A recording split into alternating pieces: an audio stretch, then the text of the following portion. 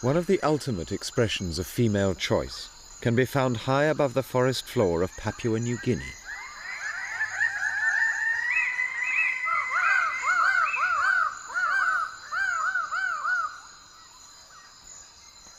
Male Rhaggy birds of paradise.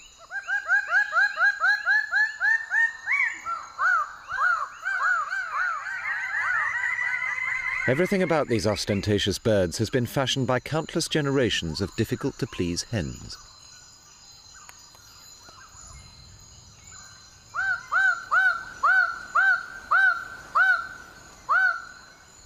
Dawn breaks with their noisy clamour, so the dowdy females can easily locate the groups of displaying males. They visit one site after another, judging each individual by his performance.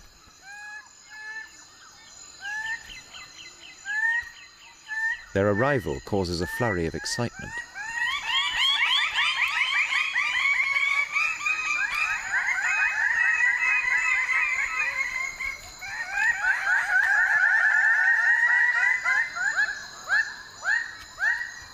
At each site, one male occupies a central position which is more attractive to the hens. It takes 7 years before the males mature and acquire their ravishing plumes.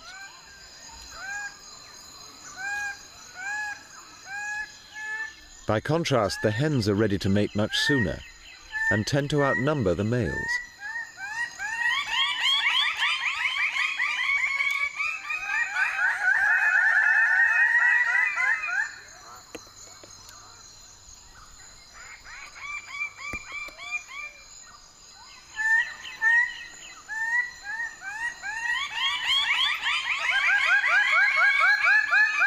Display perches are used year after year, but only the most virile males hold the best position center stage.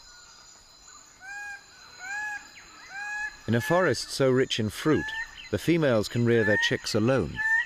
The males are merely a colourful sperm bank.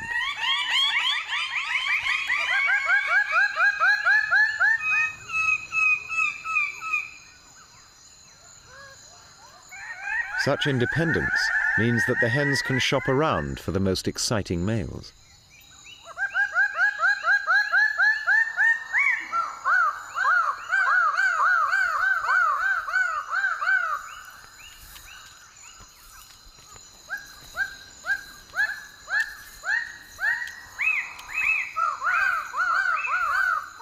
Each generation of females chooses just a few elite males.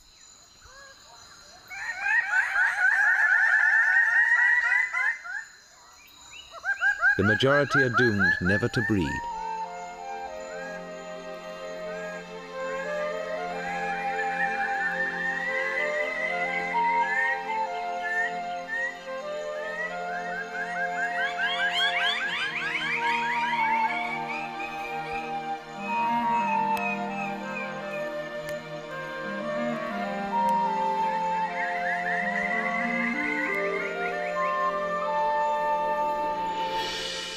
This male is lucky, but even now, at the moment of mating, he cannot be absolutely sure that he'll father the female's next brood.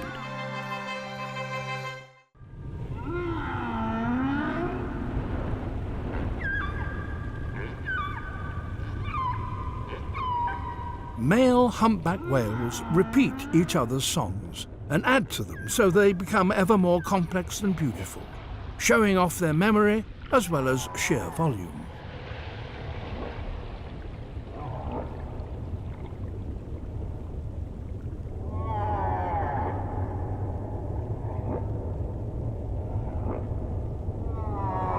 Listening carefully to this song is a female humpback whale. She's here with last year's calf and is ready to conceive another one. He stops singing and follows her.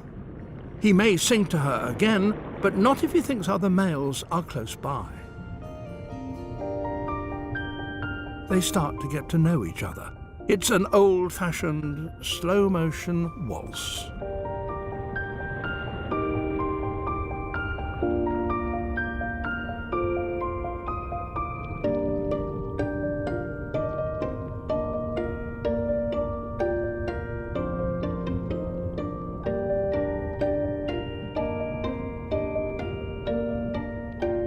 such beautiful movement is rarely seen.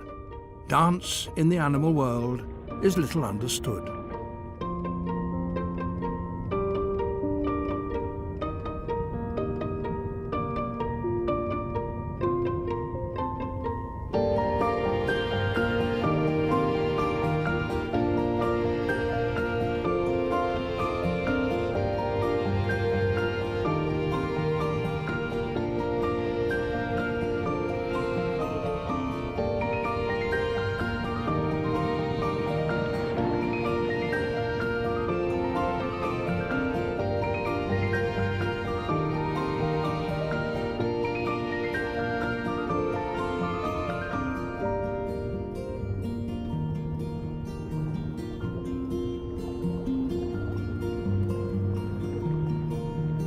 But their courting ballet is about to be cut short. Rival males have detected that something is going on. They arrive in force, a mob on the dance floor, set on disruption.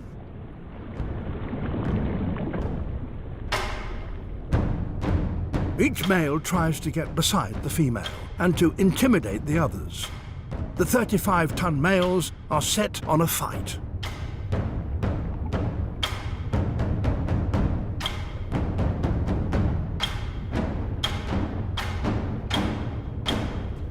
Animals that can seem so tender, in a moment become so aggressive. The mating game has become a battle. They smash into one another. They tail slap and bellow.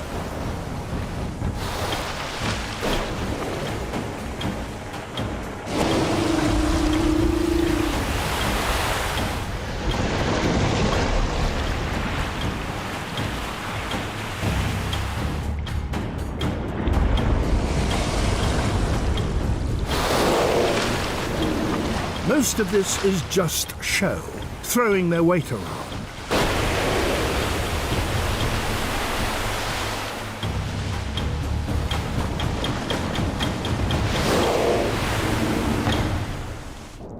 It's over. The biggest male has won. Sometimes they can fly more than 6 kilometers to get enough nectar and pollen back because they need a plentiful and vast supply. It's a huge problem, and to solve that problem requires massive organization.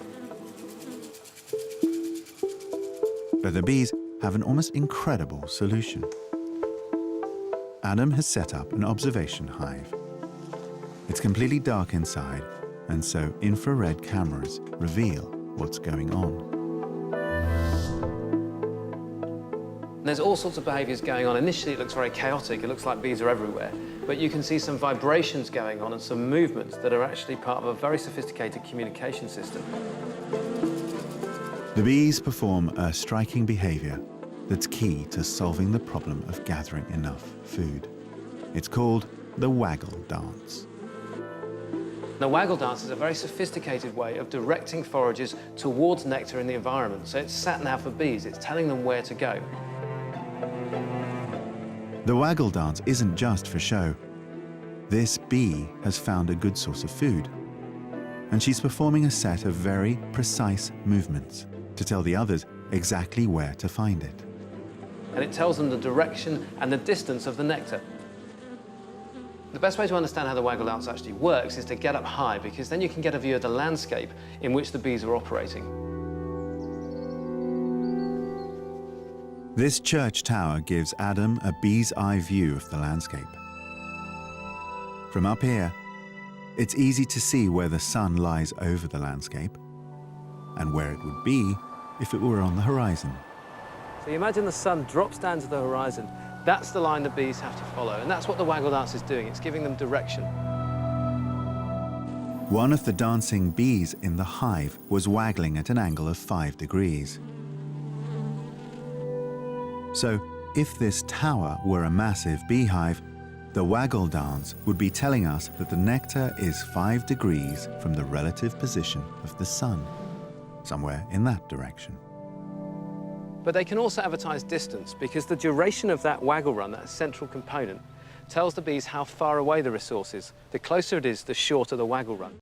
In Papua New Guinea, the bowerbird has lovingly rebuilt and redecorated his bower.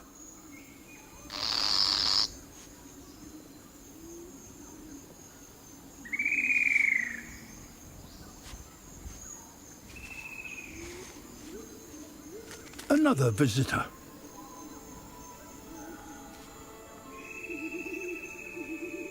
This time, it's a female. This is just where he wants her. Time to begin the show. First, he expands his pupils alternately.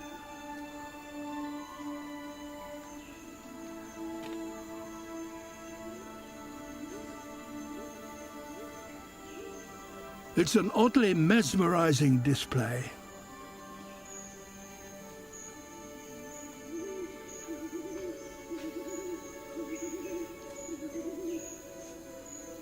A spot of limbering up, accompanied by a weird and wheezy call from deep in his throat.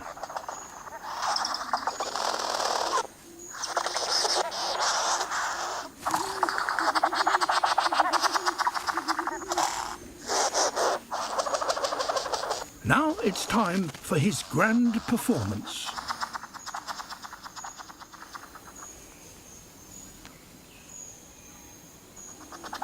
He waves his wing like a matador's cape.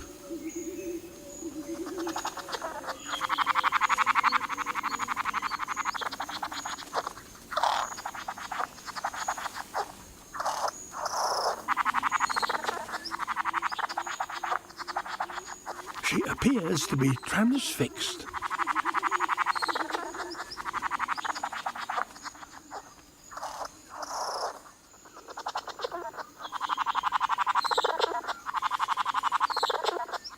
This is certainly eye-catching, but it seems he needs to do more.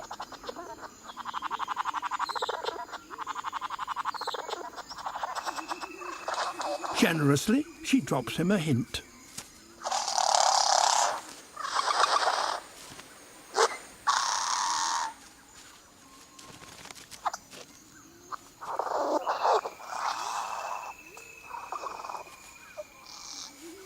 It's the bird equivalent of a bouquet of flowers.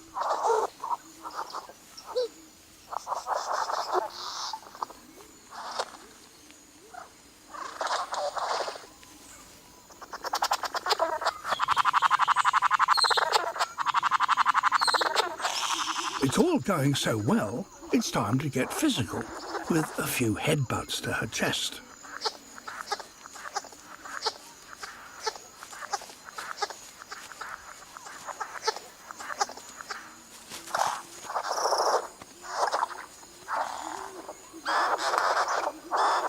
One final flourish to cap weeks of effort. But something's wrong. His rival is back, and at the worst possible moment. What should he do?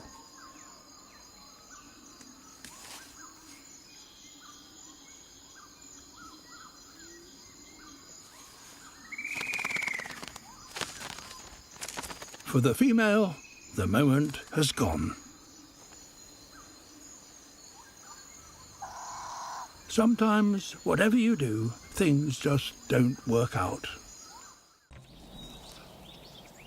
Spider silk with the scent of a female.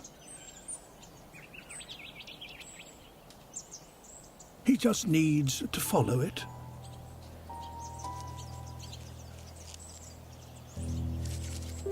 Wherever it leads him.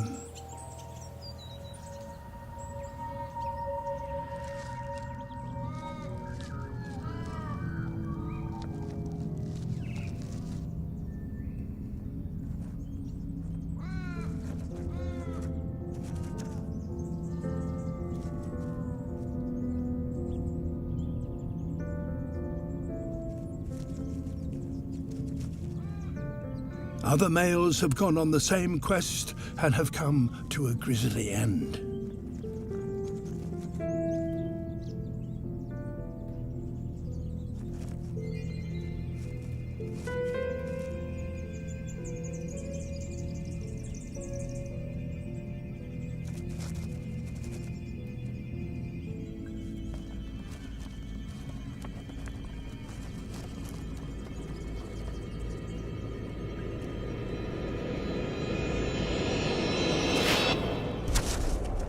Here's the female, and she doesn't look very amorous.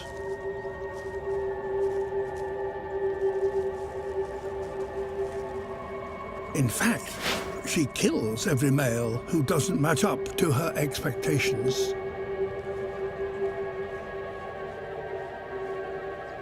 What can he do to win her over?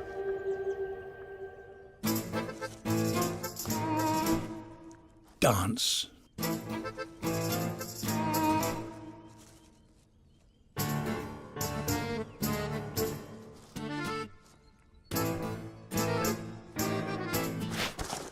Dance for his life. He will need a show-stopping trick to avoid becoming lunch.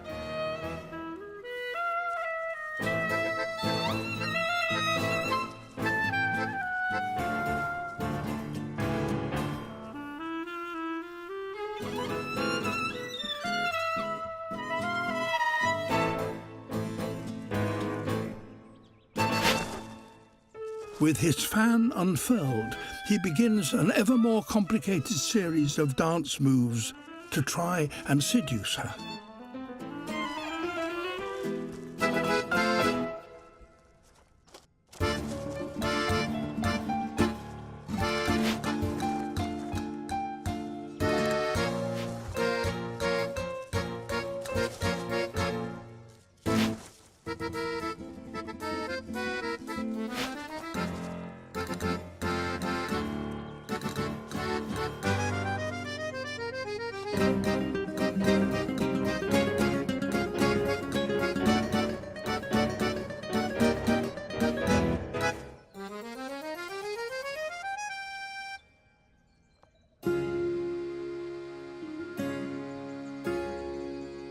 At last, she succumbs to his advances and allows him to mate with her.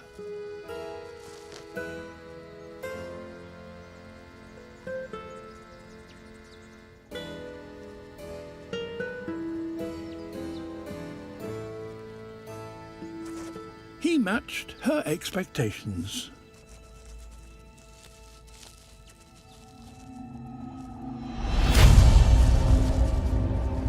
But she kills him anyway.